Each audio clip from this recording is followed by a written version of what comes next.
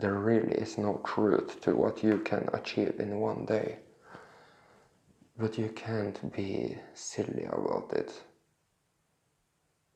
You can't climb from 4th dimension to 11th dimension and fully harmonize there in 2 hours. Let's be real. But still, what you can achieve in one day is beyond what you can comprehend now. Within cleaning your energies, or within raising your consciousness, within getting a new idea about what you want to do with your life. It's pretty much limitless how much you can achieve in one day. But of course it's based on your choices, which means it's based on how you play it.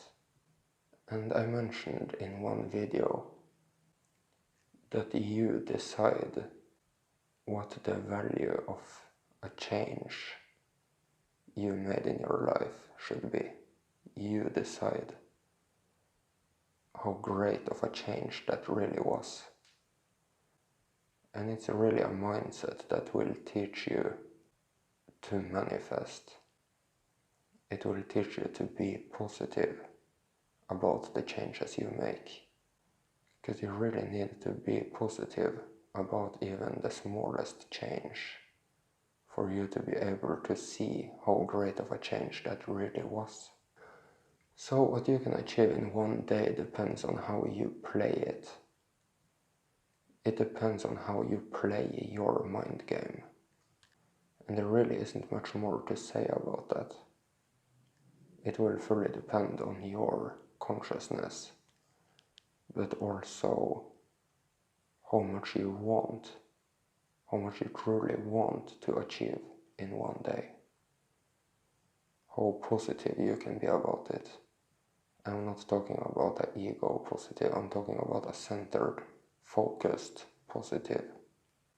It will fully depend on how you play it, how positive you can be about the tiny little changes you make, which will make you very good at attracting bigger changes. And if you found these higher frequency YouTube channels yesterday, you might not be able to have as much increase in one day as you will after you have watched these videos for a year, when you have gained great clarity about the game.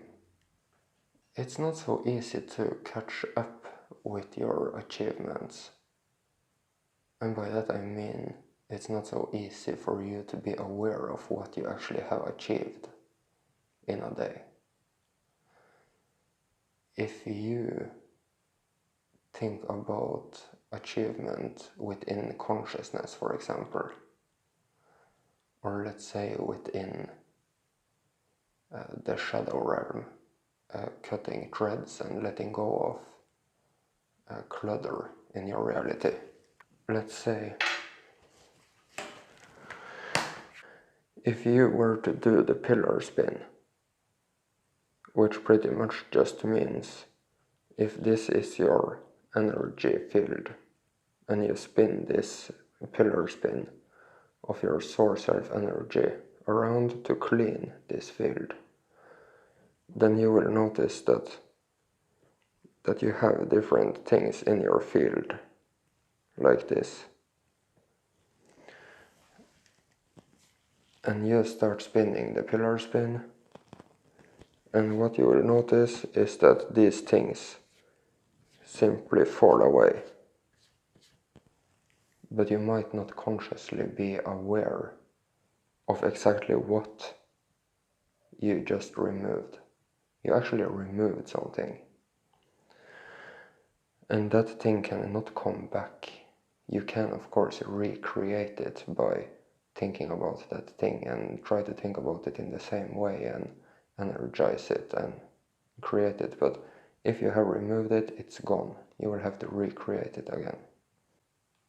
You can simply just take this thing and just remove it, and it's gone.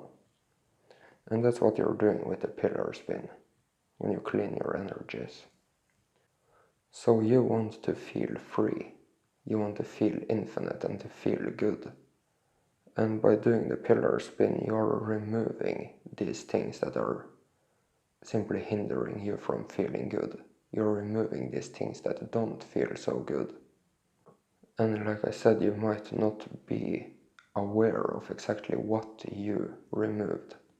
And as you raise your frequency, you will, to a higher and higher and higher degree, understand that everything should be held with an open hand. On the highest frequency, you ultimately want to remove all clutter or all lies that are existing within your energy field. But by doing a pillar spin, even for 10 seconds, you have achieved more than you know. You have achieved a lot, actually.